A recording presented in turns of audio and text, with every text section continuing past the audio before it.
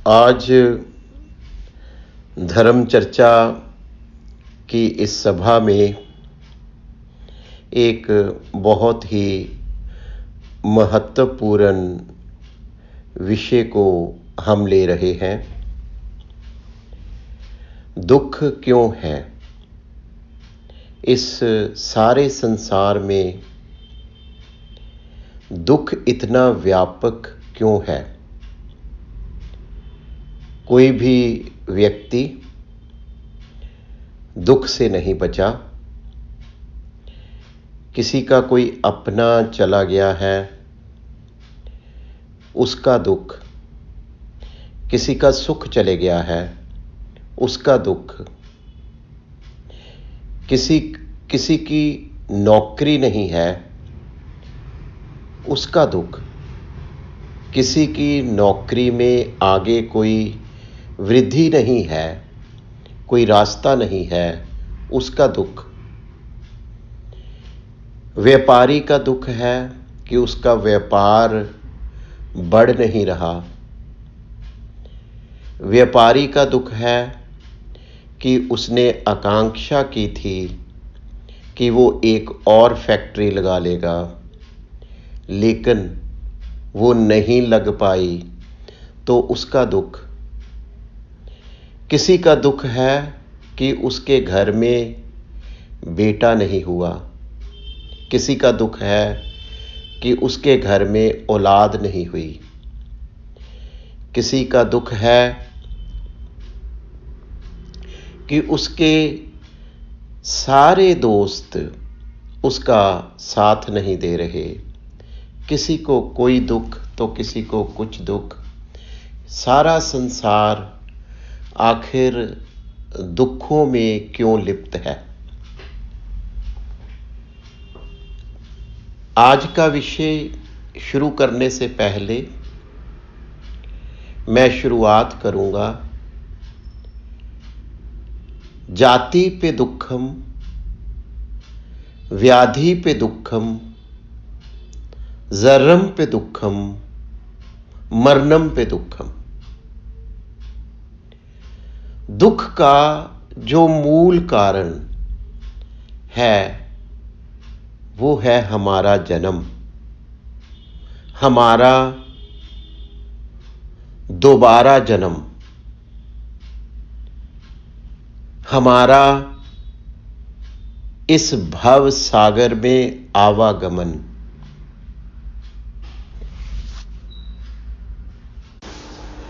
जाति पे दुखम, जाति का मतलब होता है जन्म हो गया। मां की कोख में हम 9 महीनों से रह रहे होते हैं।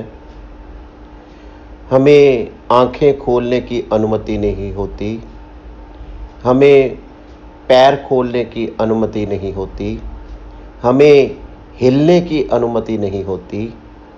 हम एक बंधन में होते हैं, लेकिन फिर भी हम कोख में सुख में होते हैं, क्योंकि जीवन की हर जरूरत मां की कोख में पूरी हो रही होती है। यह मां का प्रेम ही है जो हम उस बंधन में दुखी नहीं होते, बल्कि जीवन में जितने भी बंधन हैं वो दुखदाई होते हैं। जन्म लेते ही हमारे दुख शुरू हो जाते हैं। जन्म ही हम रोने से लेते हैं। जन्म वाले दिन कराए कराए करके हम बाहर क्यों आते हैं?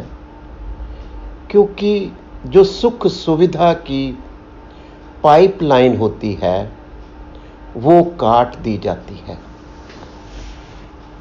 और बाहर आकर एकदम हमें हवा की ज़रूरत महसूस होती है, और हम जन्मते ही बोलने लगते हैं, हवा चाहिए रे, मुझे हवा चाहिए रे, मुझे हवा चाहिए रे। जब हवा मिल जाती है तो फिर कुछ देर के बाद हम भूख से तड़पने लगते हैं। मुझे दूध चाहिए रे, मुझे दूध चाहिए रे, मुझे दूध चाहिए रे। फिर माँ दूध भी उपलब्ध करवा देती है। लेकिन प्रिय बंधुओं, सारा जीवन हम चाहिए रे, चाहिए रे, चाहिए रे। मुझे घर चाहिए, मुझे नौकरी चाहिए, मुझे एक सुंदर पत्नी चाहिए, मेरे को धन चाहिए, मेरे को वैभव चाहिए, चाहिए रे, चाहिए रे। आजीवन भर चाहिए चाहिए चाहिए करते जो हमारी तृष्णा है वो पूर्ण नहीं होती। तृष्णा का दूसरा नाम दुख है। अगर तृष्णा आई है तो दुख तो भाई आना ही है। और अगर तृष्णा से आसक्ति हो गई है तो फिर आपका दुख कोई भी गुरु, कोई भी कृपा, कोई भी भगवान खत्म नहीं कर सकता। व्याधि पे दुखम। व्याधि का मतलब है कि इस रूप रंग को रोग लगना होता है। जैसे जैसे हमारी उम्र बढ़ती है तो कोई ना कोई रोग हमें आ घेरता है।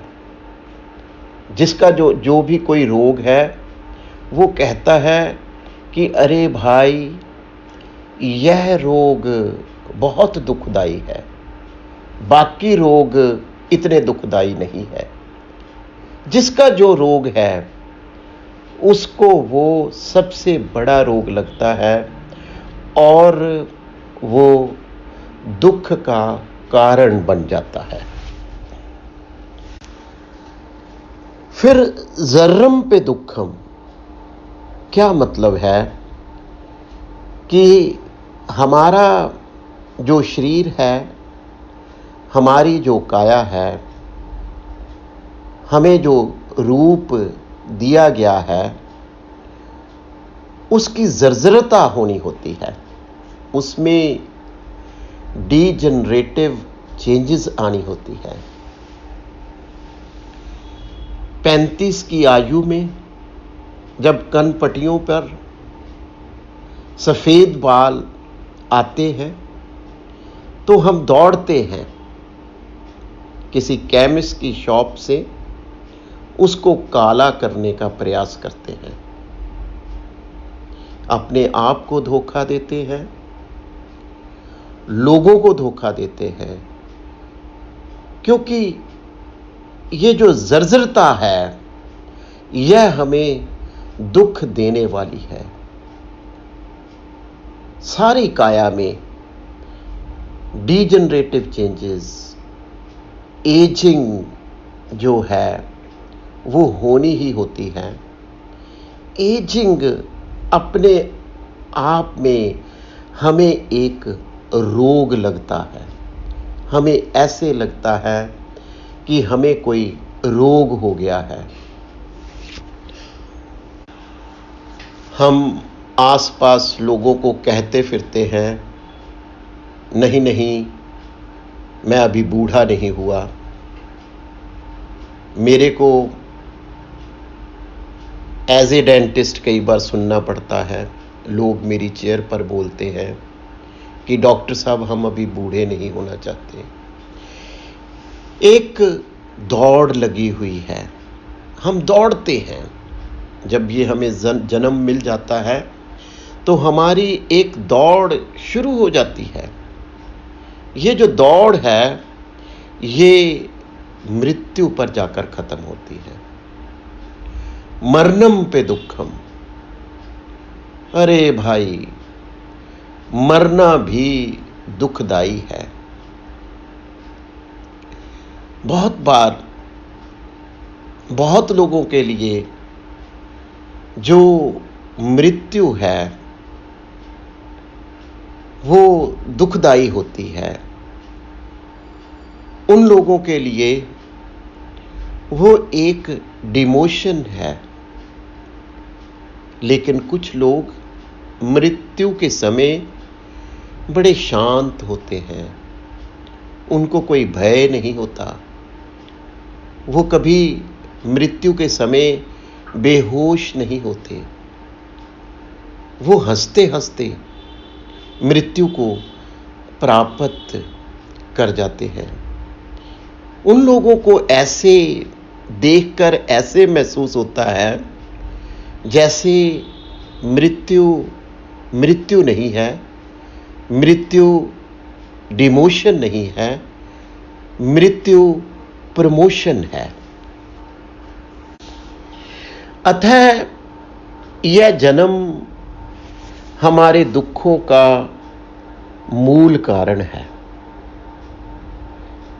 जन्म भी होना है, जन्म भी रोकर होना है, रोग लगने हैं, उन्होंने भी हमें रुलाना है, शरीर हमारा जर्जर होना है, उसने भी हमें रुलाना है, और फिर मृत्यु भी होनी है और उसने भी हमें रुलाना है। तो आज हमें यह सोचना पड़ेगा कि आखिर जन्म क्यों होता है,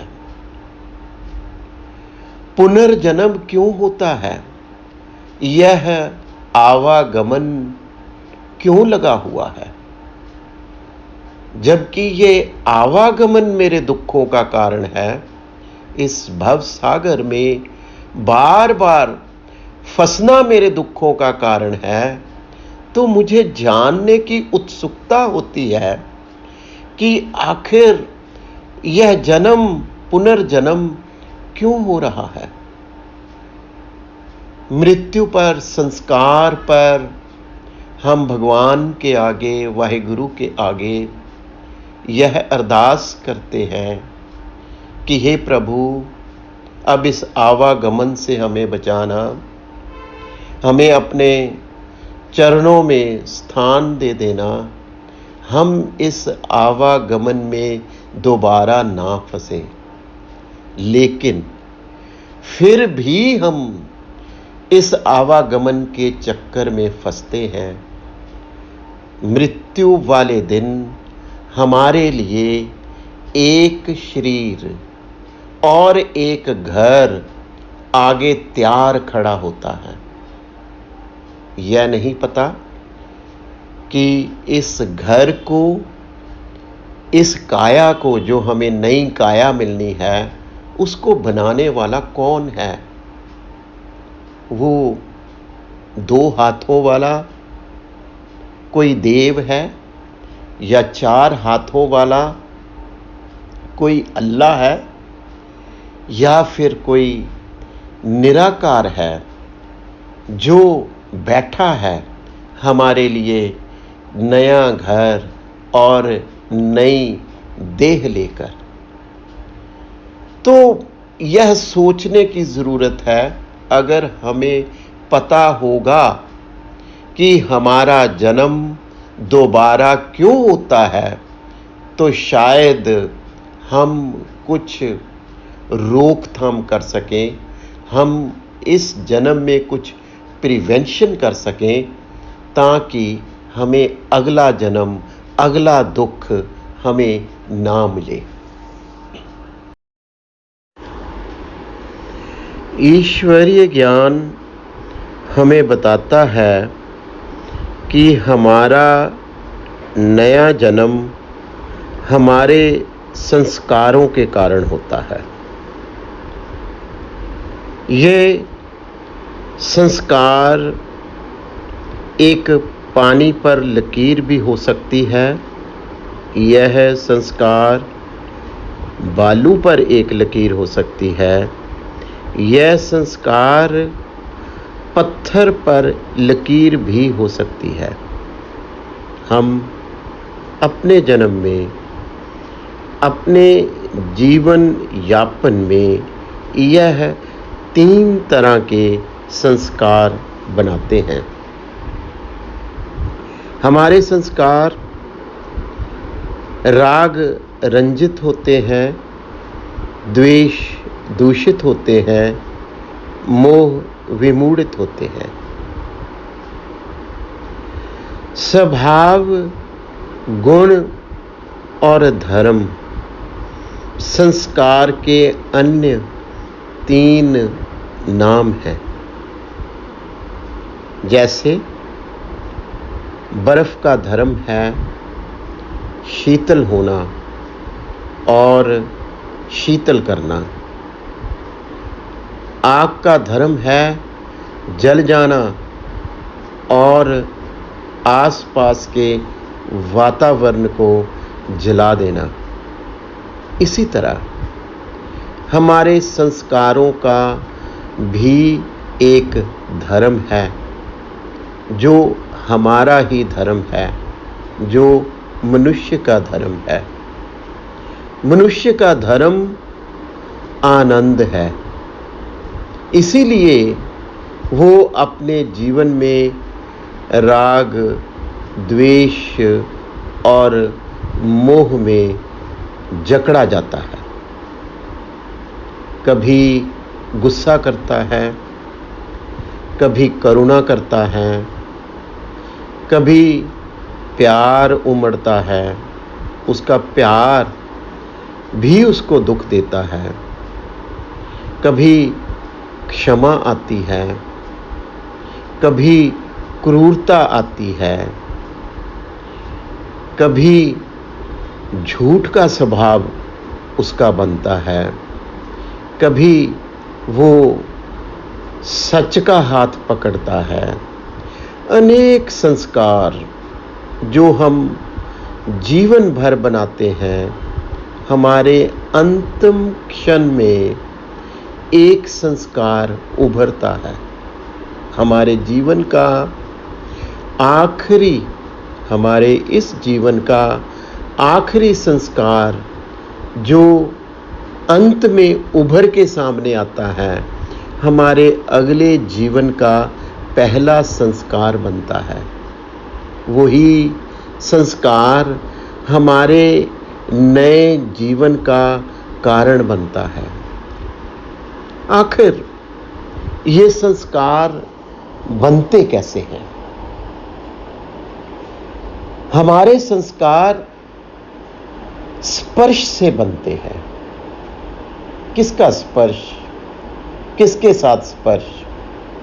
हमारी जो 6 ज्ञान इंद्रियां हैं, जब वो अपने विषयों से स्पर्श करती हैं, तो फिर हमारे संस्कारों का उद्गम होता है। आंखों को रूप दिखता है, कानों को शब्द सुनते हैं, नाक को गंध मिलती है, जीभ को रस मिलता है, त्वचा को स्पर्श मिलता है। हमारे मन का एक हिस्सा भी हमारी एक ज्ञान इंद्री का काम करती है, जिसको विचारों का स्पर्श होता है। यह स्पर्श ही हमारे संस्कारों का कारण है। रूप अच्छा लगा तो तृष्णा जागती है, एक बार और देखना है, उसको एक बार और देखना है। जब रूप कुरूप लगता है तो द्वेष जागता है। ऐसा चेहरा मेरे सामने ना आए, ऐसा चेहरा फिर कभी मेरे सामने ना आए। कान जब प्रशंसा सुनते हैं तो मन कहता है ऐसी प्रशंसा और चाहिए रे। लेकिन जब कान क्रिटिसिज्म सुनता है, आपकी आलोचना सुनता है, तो फिर मन कहता है ऐसा होना नहीं चाहिए, आगे से होना नहीं चाहिए। सुगंध नाक लेता है तो मन कहता है ऐसी और सुगंध चाहिए। त्वचा को कुछ स्पर्श अच्छा लगता है तो मन में तृष्णा जागती है कि एक बार और ऐसा स्पर्श हो जाए। इसी तरह विचारों की दुनिया है, विचारों का मकड़ी जाल है। एक दिन में लगभग यह ज्ञान इंद्री 80,000 विचार लेती है। हर 3 सेकंड के बाद विचार बदलता है और तृष्णा जागती है। कभी उन विचारों के प्रति राग जागता है, कभी उन विचारों के प्रति द्वेष जागता है, कभी उन विचारों के प्रति पागलपन जागता है, जिसे हम मोह कहते हैं। प्रिय दोस्तों, यही हमारे संस्कार बनते हैं। कभी जल्दी खत्म होने वाले पानी पर लकीर, कभी कुछ देर के बाद खत्म होने वाले बालू पर लकीर, और कुछ विचार तो ऐसे होते हैं जैसे पत्थर पर छैनी से लकीर खींच दी हो। और वही विचार कई बार हमारे जीवन के अंत में, हमारी मृत्यु के क्षणों में वो विचार उभर कर सामने आते हैं।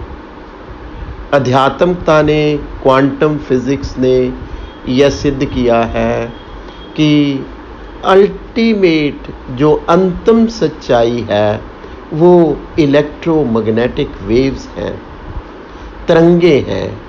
और ये जो संस्कार हैं ये भी तरंगों का रूप होता है।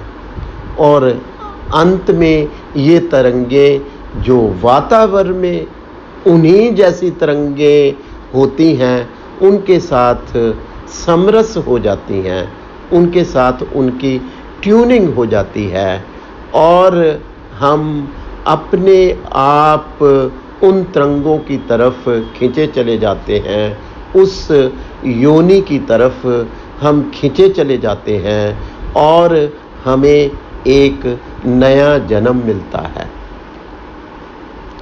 तथागत बुद्ध ने सिद्ध किया था कि या उन्होंने अनुभव किया था, यह उनकी अपनी अनुभूति थी। उन्होंने देखा था कि लगभग 121 तरह के जो मन हैं वो व्यक्ति में होते हैं, या 121 तरह के मन के रूप उन्होंने देखे। और उन्होंने देखा कि 52 तरह की प्रवृत्तियां इन मनों में समाई हुई हैं, जो आगे चलकर हमारे संस्कार बन जाते हैं और हमें नए जन्म का कारण मिलता है। मोटे मोटे तौर पर हमारे मन के 4 खंड तब काम में लग जाते हैं जब हमारी ज्ञान इंद्रियां अपने विषयों से टकराती हैं। मन का पहला खंड, जिसे हम विज्ञान कहते हैं, मान लीजिए कान के साथ कोई शब्द टकराया तो वो उसकी पहचान करता है। जब उस शब्द की पहचान हो जाती है तो मन का दूसरा खंड अपना सिर उठाता है, जिसे हम संज्ञा बोलते हैं। संज्ञा उस शब्द का मूल्यांकन करती है। फिर मन का तीसरा खंड अपना सिर उठाता है, जिसको हम वेदन कहते हैं। वो उस मूल्यांकन के बाद कुछ संवेदनाएं, कुछ हमारी काया में स्टिमुलेशंस पैदा करती हैं, या कह लो कि कुछ बायोकेमिकल, कुछ इलेक्ट्रोमैग्नेटिक रिएक्शंस होते हैं, संवेदनाएं उत्पन्न होती है। तब मन का चौथा खंड अपना सर उठाता है, जिसको हम संस्कार कहते हैं। जो यह खंड है, यह प्रतिक्रिया करता है, और यही वो जीवन का मोड़ होता है जहाँ पर या तो हमारा वो संस्कार बनना होता है, या फिर वो जो संवेदना है वो हमारे लिए एक आलंबन बनना होता है, जिसके सहारे हम इन बंधनों से छूट सकते हैं। लेकिन हम होश में नहीं होते, हम बेहोशी की आलम में होते हैं। इसलिए हम उन संवेदनाओं के प्रति अपनी प्रतिक्रिया करते ही करते हैं। संवेदनाएं सुखद हो सकती हैं, संवेदनाएं दुखद हो सकती हैं, संवेदनाएं असुखद अदुखद हो सकती हैं, और हम उनके प्रति हमारा ये जो संस्कार है, हम मन को ही हम मैं बोलते हैं, मन को ही हम बोलते हैं, तो वो प्रतिक्रिया करता है। अगर कोई सुख की संवेदना है तो वो चिल्लाता है, अंदर ही अंदर आंतरिक मन तृष्णा जगाता है, कहता है अरे और चाहिए, मुझे और चाहिए रे। और जब संवेदना दुखद होती है तो वो कहता है नहीं नहीं, ये नहीं चाहिए, कहीं ऐसा आगे से कहीं हो ना जाए, ये आगे से नहीं होना चाहिए। इस तरह राग और द्वेष का जो कई जन्मों से हमारा स्वभाव बना हुआ है, कई जन्मों से जो हमारा धर्म बना हुआ है, वो पुष्ट होता जाता है, और हमारे आंतरिक मन में यह सारे संस्कारों के रूप में संग्रहित होने शुरू हो जाते हैं। राग हो, द्वेष हो, मोह हो, इनकी पाइल्स लग जाती हैं, तहों पर तहें लग जाती हैं, इस माइक्रो कंप्यूटर में फाइल्स बन जाती हैं। हमारा जो आंतरिक मन है, उसकी अगर हम मेमोरी देखें तो लगभग यह 2.5 मिलियन GB मेमोरी होती है, जो इस जन्म में तो डिलीट नहीं हो सकती, जो इस जन्म में तो जिसका शमन नहीं हो सकता। कई जन्म लग सकते हैं, बड़ी परिश्रम, बड़ा पराक्रम और बड़ा पुरुषार्थ करना पड़ेगा अगर हम इस जन्म में इन फाइल्स को डिलीट करना चाहते हैं। कम से कम अगर हम इस जन्म में कोशिश करें कि ऐसे संस्कार और ना बने, अगर ऐसे संस्कार और नहीं बनेंगे तो हम पुराने संस्कारों को निकालने का रास्ता भी खोज लेंगे, नए हम बनाएंगे नहीं, पुरानों की निर्जरा होनी शुरू हो जाएगी। हो सकता है धीरे धीरे जो हमारा मन है वो निर्मल होना शुरू हो जाए। जितने जितने विकार निकलेंगे उतना सुख और शांति मिलेगी, जितने जितने विकार नहीं निकलेंगे उतनी अशांति अंदर बनी रहेगी। यही हमारी कोशिश होगी, यही हमारा ध्यान होगा कि हम जो संवेदनाएं हमें हमारी इंद्रियां दे रही हैं उनके प्रति प्रतिक्रिया ना करें, हम अपना स्वभाव बदलें। हमारा जो आंतरिक मन है उसको जीना नहीं आ रहा, उसको हम जीना सिखा दें, उसको हम कॉन्शियस कर दें, उसको हम समय समय पर सतर्क करें कि जो कुछ भी ये संवेदनाएं आ रही हैं ये सब टेम्परेरी हैं, ये परिवर्तनशील हैं। अरे विमूढ़ मन, इनके प्रति तू प्रतिक्रिया न कर। लेकिन प्रिय बंधुओं, जब प्रतिक्रिया होती है तो फिर हमारे जो संस्कार, स्वभाव, गुण पुष्ट होते हैं और फिर हमारे आंतरिक मन में संग्रहित होते हैं, तो फिर ये हमारे नए जन्म का कारण बनता है। ऊपरी ऊपरी मन, जिसको हम इंटेलेक्चुअल बोलते हैं, जिसको हम अपना चेतन मन बोलते हैं, यह ऊपरी ऊपरी मन किसी आलंबन में लगकर इन संवेदनाओं का या इन स्वभाव का दमन तो कर पाता है, लेकिन शमन नहीं होता। हमारा ऊपरी मन पूजा करता है, हमारा ऊपरी मन मंदिर की घंटियां बजाता है, हमारा ऊपरी मन श्रुत ज्ञान लेता है, हमारा ऊपरी मन मनन करता है, ताकि ऊपरी मन को ये अवेयरनेस हो जाती है कि सब कुछ अनित्य है, सब कुछ खत्म होने वाला है, मैं इनके प्रति इतनी आसक्ति क्यों कर रहा हूँ। तो इस ढंग से वो इन विचारों का दमन तो कर पाता है, लेकिन शमन नहीं होता। और जब वो राग, द्वेष और मोह का दमन कर रहा होता है, तो हमारा आंतरिक जो मन है वो इससे अनभिज्ञ रहता है। हमारे आंतरिक मन पर हमारा कोई आधिपत्य नहीं होता। हमारा आंतरिक मन यानी अवचेतन मन बड़ा शक्तिशाली है। इतना शक्तिशाली है कि उसकी बात भगवान को, परम ऊर्जा को भी माननी पड़ती है। तो वो हमारे ऊपरी मन की बात नहीं सुनता। वो 24 घंटे हमारी काया के साथ संपर्क बनाए रखता है, हमारी काया में होने वाली संवेदनाओं के प्रति प्रतिक्रिया करता है और परम ऊर्जा को आदेश देता है कि यह सब कुछ इस व्यक्ति के लिए सच्चाई बन जाए।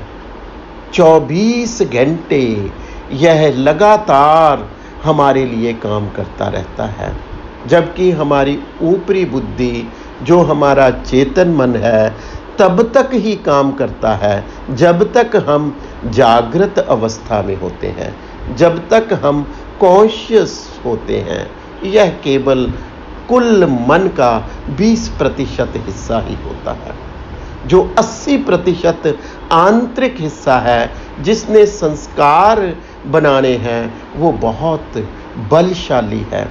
एक हाथी से भी कई गुना ज़्यादा वो बलशाली है। और इन दोनों में हमारे जीवन में एक पक्की दीवार बनी होती है, जो एक दूसरे का जो संपर्क है, वो जो दरवाज़ा है उन दोनों में, वो सारा दिन बंद रहता है। तो इसलिए वो हमारी नहीं सुनता। उसका ये स्वभाव है कि संवेदना को देखना, प्रतिक्रिया करना और हमारे जो कई जन्म जन्मांतरों से हमारे जो स्वभाव हैं, गुण हैं, जो हमारे धर्म हैं, उनको पुष्ट करना। और इस तरह फिर हम इस आवागमन में फंसे रहते हैं। यह साइकिल चलता रहता है और हम अपने दुखों में घिरे रहते हैं। हमारी काया और हमारा जो मन है, वो एक स्वभाव शिकंजे में जकड़ा रहता है, एक बंधन में बंधा रहता है। और हम इस इंद्रिय जगत में जीवन के कुछ कार्य करके फिर द्वारा अंत में मृत्यु को प्राप्त हो जाते हैं और फिर एक नया जन्म मिलता है। और ये आवागमन, ये साइकिल चलता ही रहता है। तथागत बुद्ध ने जब इस दुख चक्कर को देखा तो वो संतापित हो उठे, वो हैरान हो उठे कि मैं भी दुखी हूँ, लोग भी दुखी हैं, सारा संसार दुखी है। जन्म होता है, रोग होता है, बुढ़ापा आता है, मौत होती है। आखिर यह सब कुछ क्यों? क्या इसका कोई तोड़ है? तो वो इसका अनुसंधान करने हेतु अपने महलों से चले गए। कड़ी मेहनत हुई और कहा जाता है कि अंत में जब वो अपनी खोज समाप्त कर पाए, जब उनको ज्ञान हुआ, तो उन्होंने जो सबसे पहला वचन बोला, उन्होंने यही कहा कि हे घर बनाने वाले,